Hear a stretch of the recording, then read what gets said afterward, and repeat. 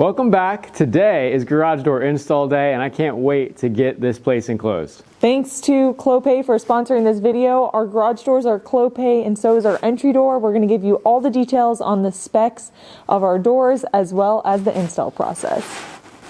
We were here late last night making sure that we had a cleaned up area for the installers.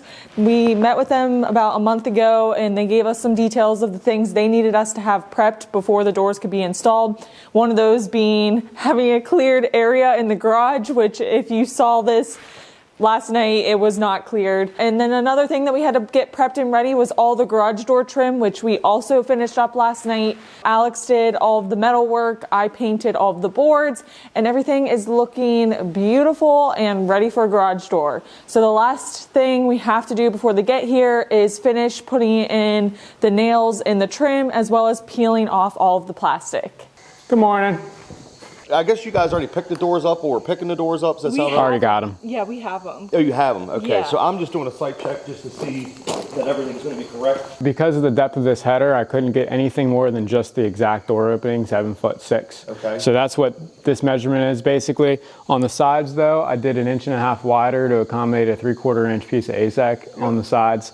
So I did that on all 3 doors. This one's right at 7'6". I was just going to use a piece of white metal to cover up the LVL, basically. You're not going to put jams on here or anything? You're just going to leave these the way they are? Well, I was going to ask you what your preferred detail is. I've seen some people just put drywall on it and then put the track right over that. We can. Or put a 2x6 or something frame sort of to mount the tracks to.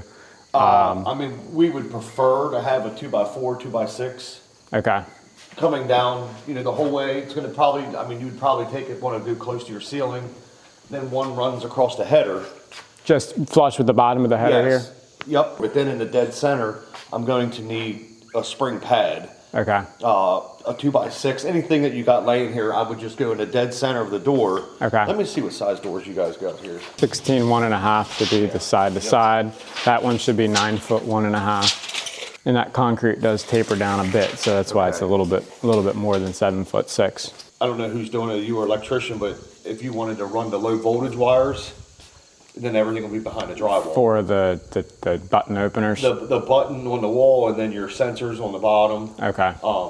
If I just leave a wire hanging out of the wall, it'll work. And make sure you leave, like if you were gonna run it back here, where you're 8 foot, so add 3 foot, you're at around 11 foot is gonna be the back of the opener itself. Just make sure you leave plenty of wire back there. So we could just run it straight down and hook it right in. So we probably are not going to have this fully finished by the time you guys are coming, but I was going to put drywall in the areas that you guys needed to mount the tracks. Okay. Or we can cut, we have these little tubes that we cut spacers, and it'll give you about the distance of the drywall. And then you can just butt your drywall to the spacers. You'll have your angle channel with the holes in it. You'll cut like a tube and then you'll run is it a lag screw or something? Lag, it runs up through. Up through that, and then you and then slide the drywall up under the track, butt it to the spacer and finish around it. That might actually be a pretty good solution too. Yeah. Okay, I didn't even know that was an option, so that's good to know. Okay, that's what I'll plan on doing then. Alrighty? Yep, I think that's pretty much all the questions we had. You folks have a great day. Sounds good. Yeah, you're headed good luck. even farther. Huh? Over here. Nice to meet you. Yeah, you got a trip today. Yeah, my gosh. a little bit all over the place. Here's a quick sneak peek at the finished product, but to get to this design, we wanted to show you a really awesome tool that we use that Clopay has on their website. It's called the Door Imagination System, and basically it allows you to put their exact make and model of doors on either your house or a series of stock homes they have. You can filter that on their website for their stock homes or upload a photo of your house. In our case, we had our model photo we could upload. It's super easy to tell the software where your doors are, and that includes both garage and entry doors. Then you can browse through all their styles, pick what you like, everything down to the finish, the windows, the handles, the materials, and at the end it gives you a nice little summary of your before and after of what your house will look like with new doors. And then what's even more convenient is it gives you all the spec breakdowns of the doors you selected, which makes it very easy for quoting. And to top it off, they have all your local dealers. In our case, when we click this button, the top 2 companies are actually the companies that installed both our entry door and our garage doors, respectively. Fast forward a few weeks and our custom selected entry door had arrived. We used the Imagination system to pick our front door color, which we eventually settled on in black. We got a fiberglass Craftsman door from Clopay. It has composite jambs and we absolutely love it. Carl's Door Service came out to install it. They had it in just one morning and the fit and finish on the door is phenomenal.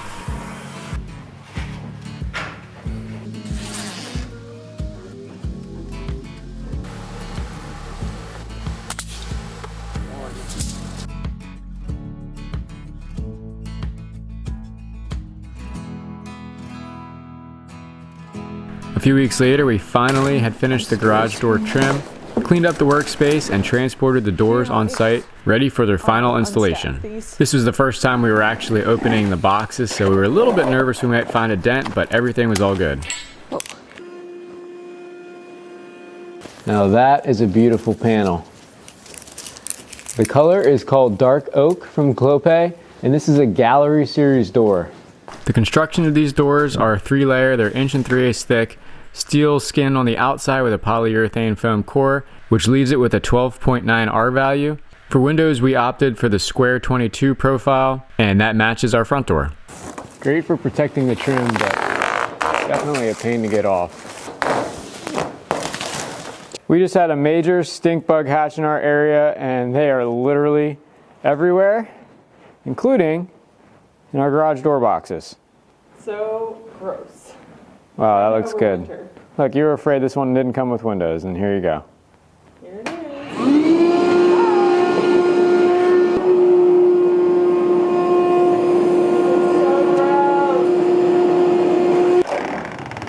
Just a little bit later that morning, Alliance Garage Doors arrived to do the install. We probably could have figured this out ourselves, but it would have taken at least 3 times as long and probably wouldn't have turned out as well. These guys had a combined probably almost 30 years of experience installing these doors, so needless to say they had the workflow down pretty well. It started with prepping all the individual panels on the sawhorses, that's screwing on all the hinges, all the roller brackets, the decorative handles and reinforcing plate on the inside.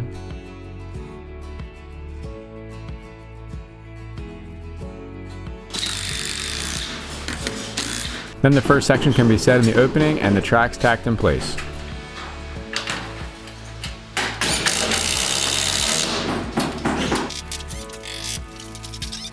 The remaining door sections simply stack on the first one, and the hinges are fastened together as you go. Say hi. Hello. These doors come with pre-drilled holes, basically exactly where you need them for the hinges, so there's really no guesswork in putting this stuff together, which makes things go quite a bit quicker.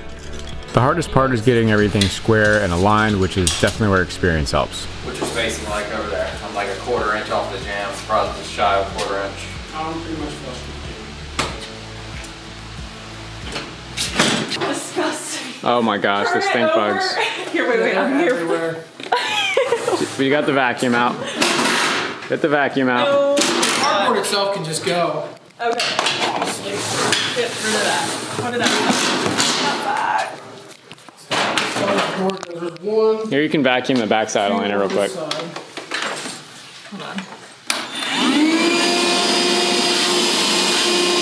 Take them down and set them somewhere off to the side, and he sent them to a painter to get painted. Before the top section goes on, the spring needs to get assembled and wound. It's a torsion spring which slides along this tube. At the ends of the tube are pulleys that attach to cables that pull the door up.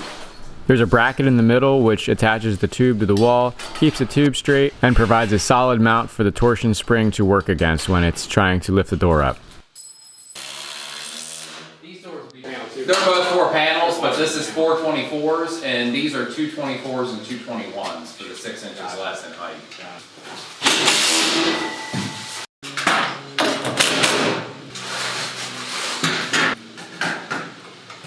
So that's the bracket that carries that bar. Yep, That that's rod. the bracket that's going to keep the tube nice and straight.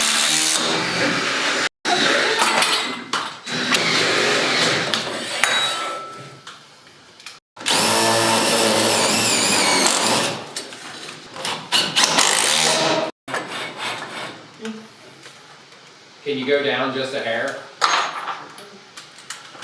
Just a little bit. Yeah. It is pretty impressive how well a human eye can tell level and plumb.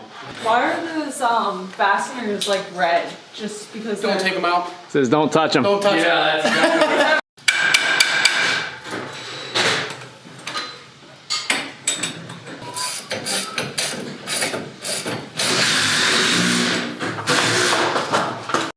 Once the spring is wound, that last panel can be dropped on, and then it's on to squaring the tracks.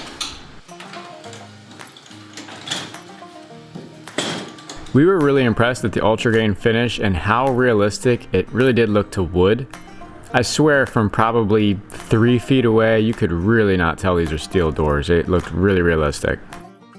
This back door is an 8 foot by 8 foot. Because we have a 9 foot ceiling, it actually requires what's called a low headroom track, which is essentially a double track. The top track is dedicated to just the top door section, so it sort of turns it flatter quicker. I thought this was kind of a neat way to solve the problem, not enough headroom above the track. To support the back sections of the track, the guys used these 13 gauge perforated angles. As we talked about in the site visit, they used spacers underneath the angles to give us room to slip the drywall up and under. That way we don't have to take these down when it's drywall time. The spacers are simply just a piece of white PEX tubing, and they seem to work quite well actually. Once the guys had divided and conquered for the smaller doors, it was a team effort to get the full 16-foot door hung.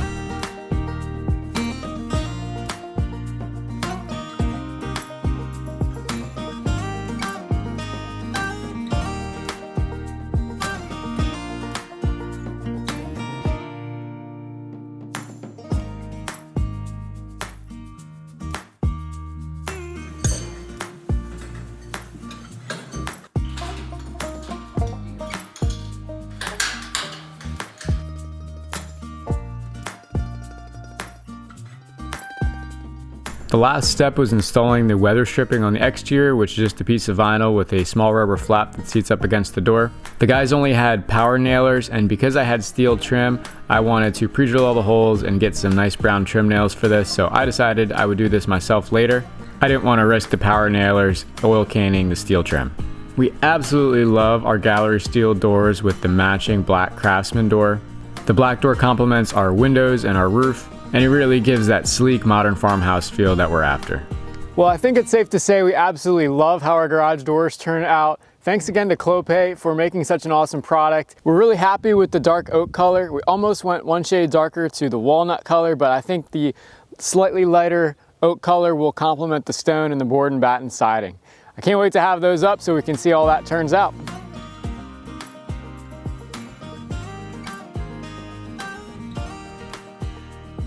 I mean, just look at the finish on this thing. Absolutely gorgeous. As always, thanks for following along. Make sure to like and subscribe if you haven't already, and we will see you on the next one.